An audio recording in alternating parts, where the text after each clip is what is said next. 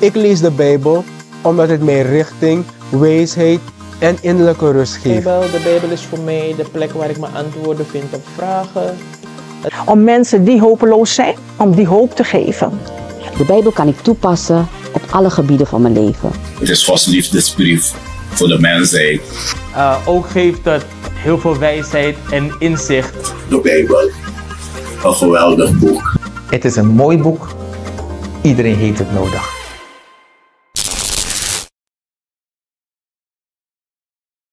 Goeiedag.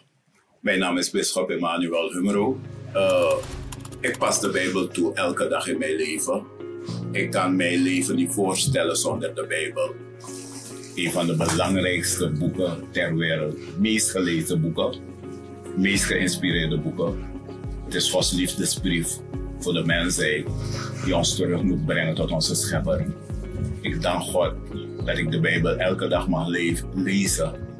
Want het is een lamp voor mijn voet en een licht op mijn pad.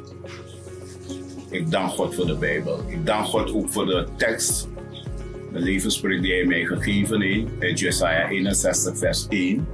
De geest des Heren is op mij, daarom dat hij mij gezalfd heeft. En ik geloof dat hij mij gezalfd heeft om het evangelie te brengen aan de armen. En om mensen uit de gevangenissen te halen. En hij heeft mij gezonden.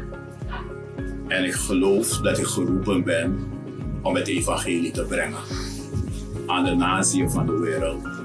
En dat kan ik niet doen zonder de Heilige Geest. En ik kan het ook niet doen zonder Gods woord, de Bijbel. Een geweldig boek.